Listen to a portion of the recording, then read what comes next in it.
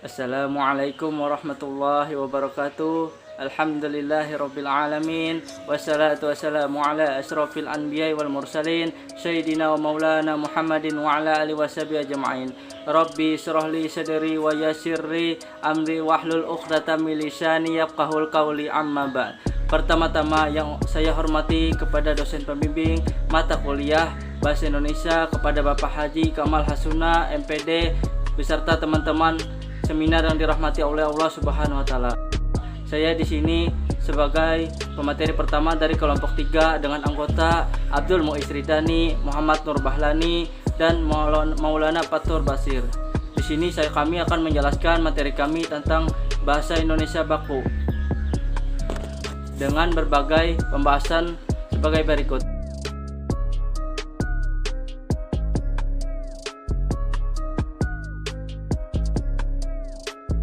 Pertama, yaitu yang akan kami bahas itu sifat berbahasa Indonesia yang baku.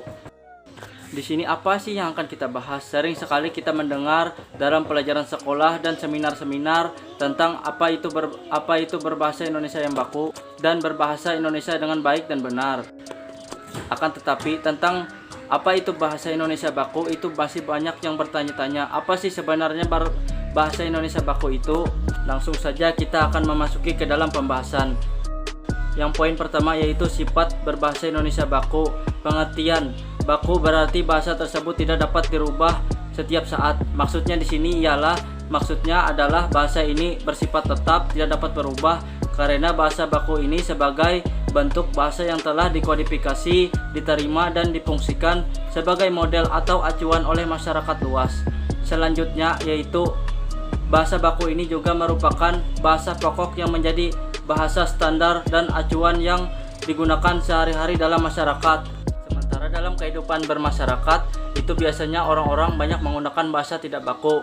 Contohnya sering kita mendengar dalam proses belajar mengajar yaitu tentang kata-kata jadwal pelajaran dan biasa kita temukan di dalam masyarakat dalam kehidupan kita yang namanya jadwal jaga pos kamling. Itu tentu jelas perbedaan antara kata baku dan tidak baku itu di kata-kata jadwal dan jadwal. Selanjutnya bahasa baku adalah bahasa standar pokok yang kebenarannya dan ketetapannya telah ditentukan oleh negara. Maksudnya di sini ialah bahasa baku standar kebenaran karena benar sesuai dengan kaidah berpembahasaan. Penjelasan yang akan saya sampaikan di sini mengenai fungsi bahasa Indonesia yang baku.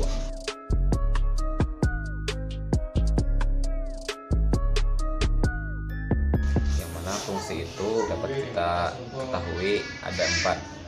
Satu, yaitu bahasa Indonesia sebagai pemersatu bangsa. Sejak awal pembentukan bahasa Indonesia menunjukkan proses sosial, budaya dan politik yang menjadi sikap bersama sebagai bangsa Indonesia. Karena itu bangsa Indonesia juga dapat dianggap sebagai cerminan sikap kebangsaan untuk memajukan Bhinneka Tunggal Ika sebagai sebuah produk sosial budaya yang bineka. Pada kenyataannya hampir semua penduduk di Indonesia mengerti bahasa Indonesia dan bahasa ini juga sudah diikrarkan menjadi bahasa nasional ketika Sumpah Pemuda dikumandangkan tahun 1928. Yang kedua yaitu bahasa Indonesia sebagai kekhasan bangsa. Fungsi pemberi kekhasan yang diemban oleh bahasa baku memperbedakan bahasa itu dari bahasa yang lain. Yang ketiga yaitu bahasa Indonesia sebagai kewibawa bangsa. Fungsi pembawa wibawa bersangkutan dengan usaha orang mencapai kesederajatan dengan peradaban lain yang dikagumi lewat pemerolehan bahasa baku tersendiri. Dapat juga dikatakan bahwa fungsi pembawa wibawa itu beralih dari pemilikan bahasa baku yang nyata ke pemilikan bahasa yang berpotensi menjadi bahasa baku. Yang keempat ialah bahasa Indonesia sebagai kerangka acuan bangsa. Fungsi sebagai kerangka acuan bagi pemakaian bahasa dengan adanya norma dan kaidah yang dikodifikasi secara jelas.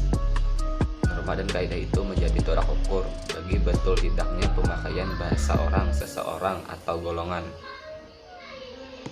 Dengan demikian, penyimpangan norma dan kaidah dapat dinilai.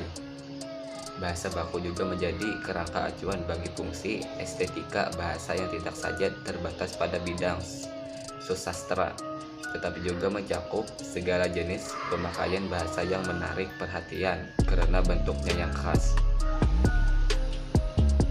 Bahasa baku sanggup menjadi contoh seseorang dalam berbahasa. Hal ini sebab bahasa baku merupakan bahasa yang sesuai dengan kaidah bahasa Indonesia, sehingga layak untuk menjadi contoh bahasa seseorang. Bila seseorang bisa memakai bahasa baku dengan baik, maka orang tersebut dianggap sudah memakai bahasa Indonesia yang baik dan benar.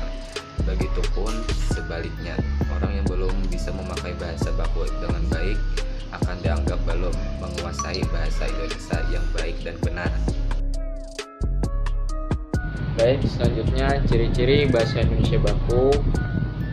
Bahasa Indonesia ragam baku dapat dikenali dari beberapa sifatnya, seperti halnya dengan bahasa-bahasa lain di dunia. Bahasa Indonesia menggunakan bahasa orang yang berpendidikan sebagai tolak ukurnya. Ragam ini digunakan sebagai tolak ukur karena kaidah-kaidah yang paling lengkap diberikan. Pengembangan ragam bahasa baku memiliki ciri atau arah, yaitu tidak terpengaruh dari bahasa daerah, tidak terpengaruh dari bahasa asing, bukan merupakan ragam bahasa percakapan sehari-hari, pemakaian imbuhannya secara eksplisit, pemakaian yang sesuai dengan konteks kalimat, tidak terkontaminasi dan tidak rancu. Baik, selanjutnya contoh dan kesalahan berbahasa, yaitu kesalahan merupakan sisi yang mempunyai cacat pada ujaran atau tulisan sang pelajar. Kesalahan tersebut merupakan bagian-bagian konversasi atau yang menyimpang dari norma baku atau norma terpilih dari performasi bahasa orang dewasa. Kesalahan berbahasa adalah penggunaan bahasa yang menyimpang dari kaidah bahasa yang berlaku dalam bahasa itu. Penyimpangan kaidah bahasa dapat disebabkan oleh menerapkan kaidah bahasa dan keliru dalam menerapkan kaidah bahasa. Dalam pengajaran bahasa dikenal dua istilah kesalahan, yaitu error dan kekeliruan mistake. Baik teman-teman, saya Maulana Fathul Basir sebagai pemateri keempat akan menjelaskan bagian yang kelima, yakni kemungkinan penyebab kesalahan dalam penggunaan bahasa Indonesia baku. Baik, saya akan menjelaskan pemakai bahasa amat besar peranannya dalam usaha menanggulangi kesalahan-kesalahan dalam berbahasa. Betapapun sempurnanya aturan bahasa, aturan-aturan itu tidak akan ada artinya jika pemakai bahasa itu sendiri tidak mau memahami dan sekaligus menerapkan di dalam kegiatan berbahasa.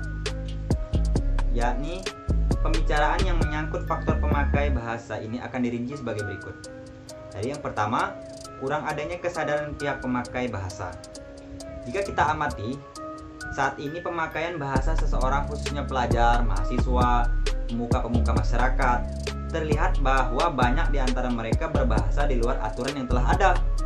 Lantas mengapa? Dengan kata lain, mereka sering berbuat kesalahan dalam berbahasa Indonesia.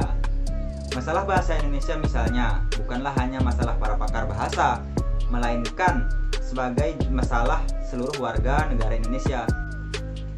Yang kedua, kekurang pahamannya terhadap aturan bahasa Indonesia.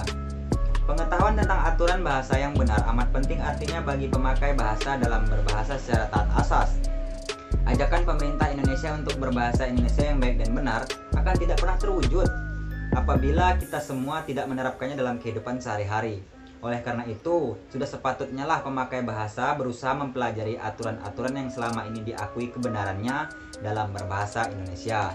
Adapun poin yang ketiga, ketidaksengajaan pemakaian bahasa. Biasanya, kesalahan yang tidak disengaja ini disebabkan oleh beberapa faktor, seperti pembicaraan yang terlalu cepat sehingga tidak dapat mengontrol pemakai bahasa tersebut. Pembicara belum berpengalaman atau belum bisa berbicara di depan orang yang banyak dalam situasi resmi, sehingga ia menjadi gugup, konsentrasinya pecah, dan tidak bisa menciptakan ketenangan dalam berbicara. Lanjut, poin yang keempat, yakni adanya sikap gengsi atau malu terhadap bahasa sendiri. Badudu mengatakan bahwa kesalahan juga bisa terjadi karena pemakai bahasa ingin merasa gagah, ingin dianggap hebat karena menggunakan bahasa asing. Dengan tercapainya keinginan tersebut, pemakai bahasa akan merasa puas dan bangga. Munculnya pemakaian kata seperti lo gue, nggak bener, apalah itu masih banyak, boleh dijadikan disebabkan oleh rasa ingin gagah atau rasa ingin hebat dalam diri pemakai bahasa. Seperti contohnya kita di saat menggunakan kata sorry dalam mengungkapkan permintaan maaf. Itu sangatlah kurang baik. Alangkah baiknya kita mencoba tertibkan penggunaan bahasa kata maaf dalam mengungkapkan kata permintaan maaf. Lanjut poin yang kelima, yakni pengaruh bahasa asing terhadap bahasa Indonesia. Pengaruh bahasa asing terhadap bahasa Indonesia itu tidak semuanya positif. Ada juga yang bersifat negatif atau merusak perkembangan bahasa Indonesia. Pengaruh inilah yang menimbulkan kesalahan dalam berbahasa. Baik, kiranya itu saja yang dapat kami sampaikan. Besar harapan kami agar kita semua dapat bahasa Indonesia baku dengan baik yang benar. Itu saja, kiranya apabila ada yang salah bisa ditambahkan di kolom komentar. Kiranya itu saja, kami pamit undur diri. Billahi taufiq wal hidayah. Assalamualaikum warahmatullahi wabarakatuh. Terima kasih, jika ada pertanyaan bisa diajukan